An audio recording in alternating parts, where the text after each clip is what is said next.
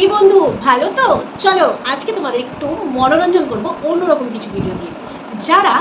যাদের প্রেমটাই আলাদা রকম, যাদের প্রেমটা ওর সাথে আমার প্রথম দেখা। আচ্ছা প্রথম দেখা, তবে ভয়েসটা কেন অন্যরকম? ভয়েসটা শুনে তোমাদের কি মনে হচ্ছে? प्यारी समझ गई।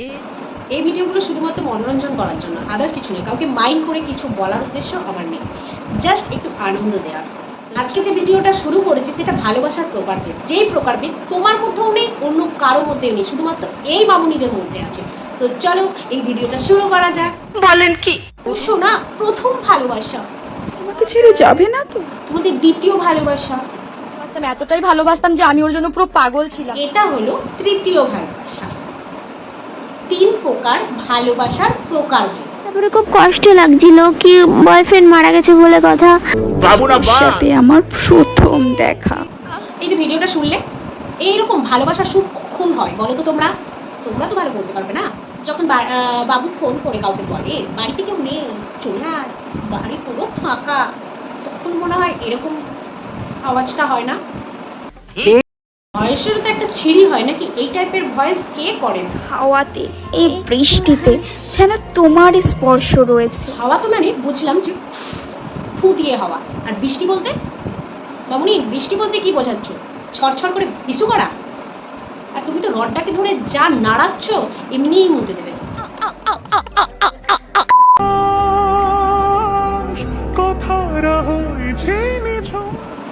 প্রথমে তো স্ট্রাগল, তারপরে দ্বিতীয়বারও স্ট্রাগল। দ্বিতীয়বারে এতটাই স্ট্রাগল করছেন যে পুরো ট্রেনের সিট খালি থাকা সত্ত্বেও দাঁড়িয়ে দাঁড়িয়ে যাচ্ছে। এত স্ট্রাগল করার পর যদি কিছু করতে পারতো। আমাকে ছেড়ে যাবে না তো? না বাবুনি, তোমায় ছেড়ে আমি কোথাও যাবো না, কোথাও না। কিন্তু আজ দেখো, ওই আমাকে ছেড়ে চলে গেল। তার জন্য বলেছিলাম ভালোবাসা করো না। এই যে এক্সপ্রেশনটা দিচ্ছ না, এটা না কোষ্ঠকাঠিন্য হলে ওই জায়গাতেই মানায়, যেখানে সেখানে মানায় না। ছিল আমার ভালোবাসাতে। কাঁদেছি না, চোখ চোখ ছাগল কিনে দিব। ভালোবাসা অনেক কিছু কম ছিল। তুমি ঝোড়বনে যে যদি ভালোবাসো তাহলে কি আর ভালোবাসা হয়? আর এই ক্যামেরাম্যান জুটেছে, দেখতে পাচ্ছে কষ্ট হচ্ছে, তারপরেও সে ঠিক ঘাসে প্রকাশ করছে। সঠিক বল।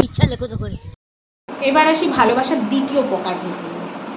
আমি খুবই ভালোবাসতাম, এতটাই ভালোবাসতাম যে আমি ওর জন্য পুরো পাগল ছিলাম। পাগল আগে ছিলেন বাবুনি, এখনো আছো, হালকা ফুলকা নয়, একদম পুরোটাই পাগল।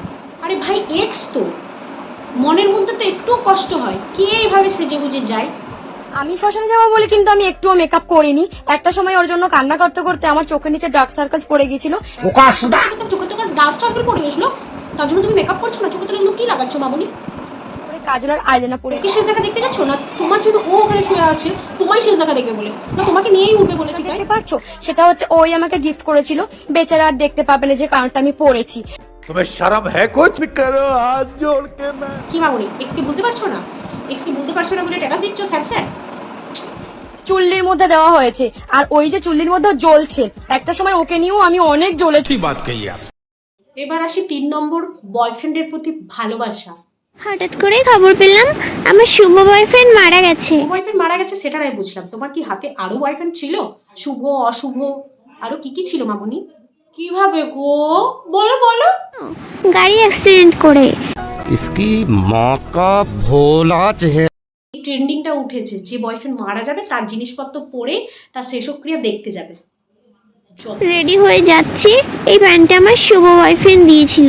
বয়ফ্রেন্ড দিয়েছিল প্যান্টটা, সেটা তো আমরা দেখতেই পাচ্ছি, তারপরে পদরা দেখিয়ে কি লাভটা হচ্ছে?